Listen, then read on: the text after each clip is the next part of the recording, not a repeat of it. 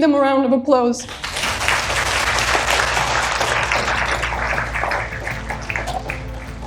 Now, without further ado, I would like to introduce our next speaker who will tell us why values matter and why do we even celebrate World Values Day.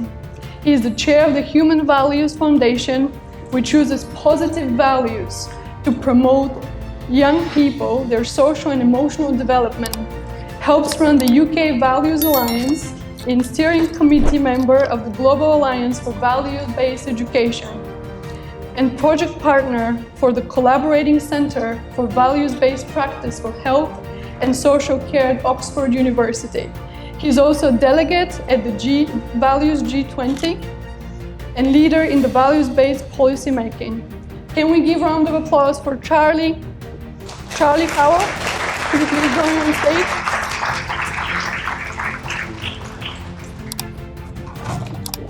He's going to give us a warm speech. Thank you, Tanya.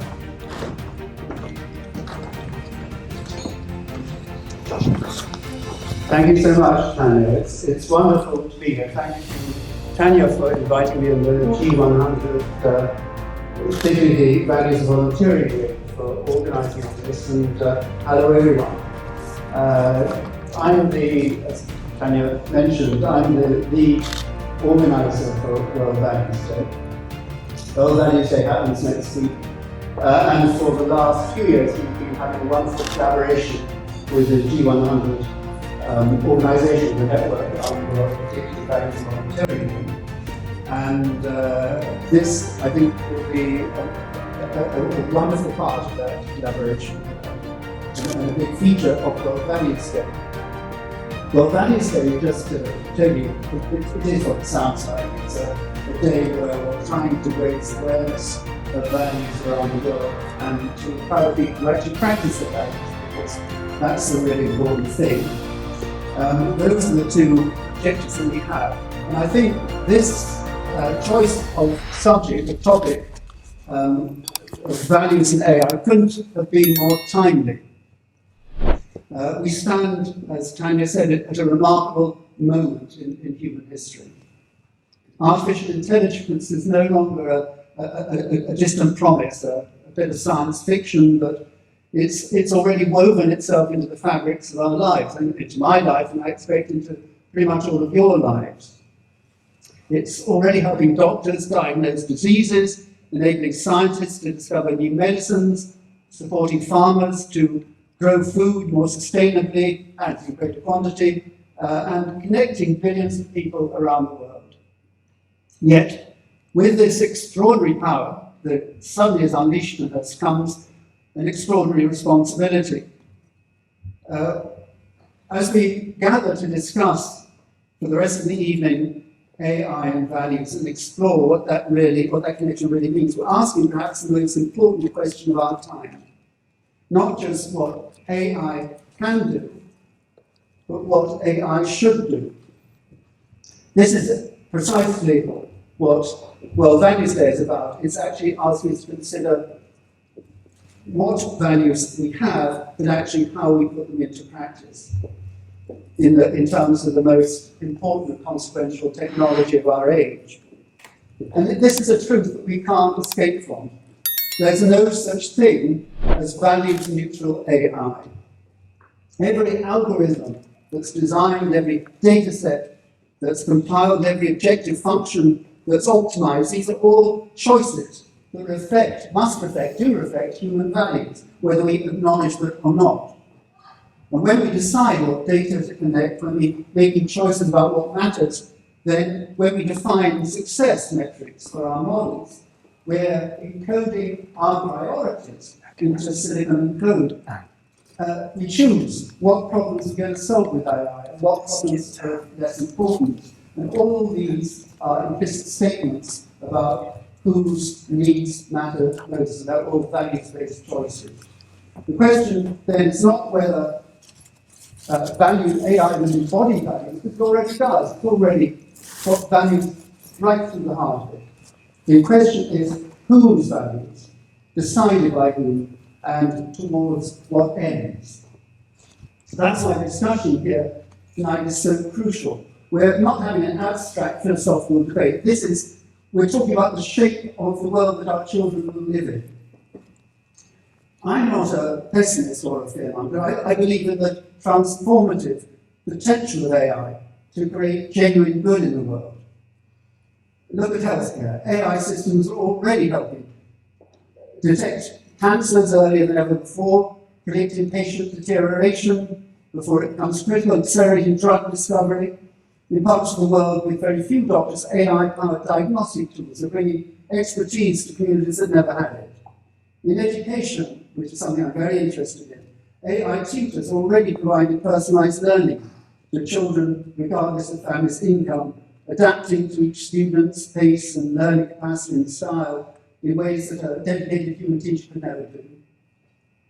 In terms of our planet, AI is already indispensable. It's optimizing energy grids, it's monitoring deforestation, it's tracking wildlife populations that are threatened with extinction, it's helping us model climate change. It's helping us to make better decisions today. And it's helping farmers even to use water and fertilizers more efficiently, reducing environmental impact and feeding more people.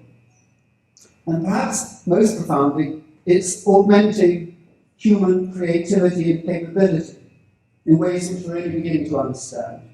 Helping architects design more sustainable buildings, assisting composers to create music, writers to tell their stories, scientists to make connections across vast data sets that no single human being can cope with.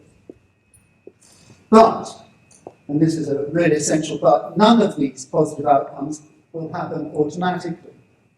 They require intentionality.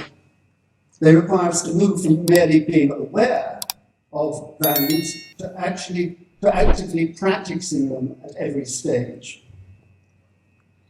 This is where the mission of World Values Day and all our like-minded supporters and collaborators becomes so concrete and urgent.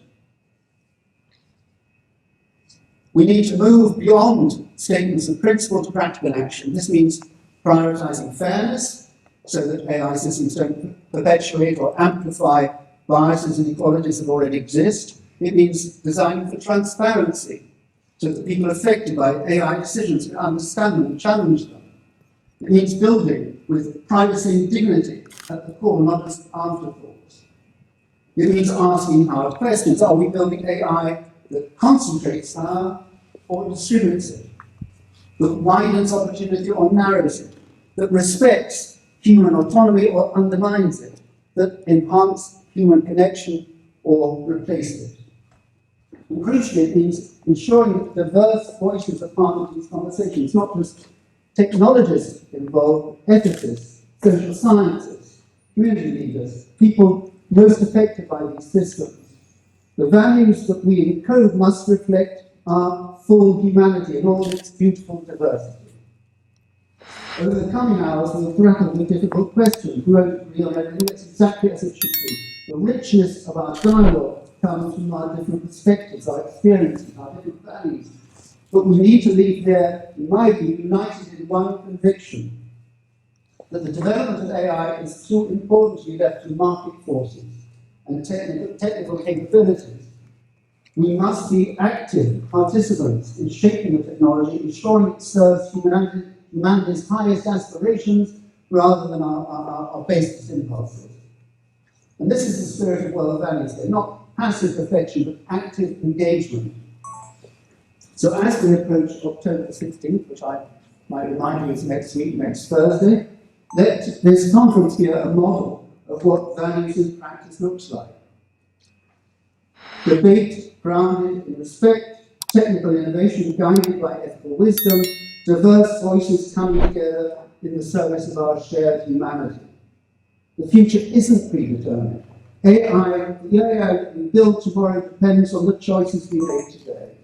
And these choices depend on the values that we hold dear and our courage to stand by them, not just speak about them, but to live them, to code them, to build them into the very architecture of our future. So let's build AI that doesn't just make us more productive, but helps us become more fully human.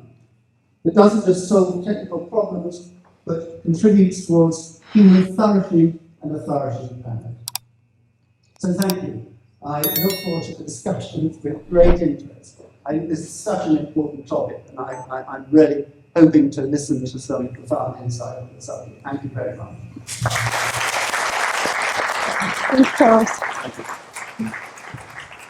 Wow, what great points. Thank you, Charles, so much.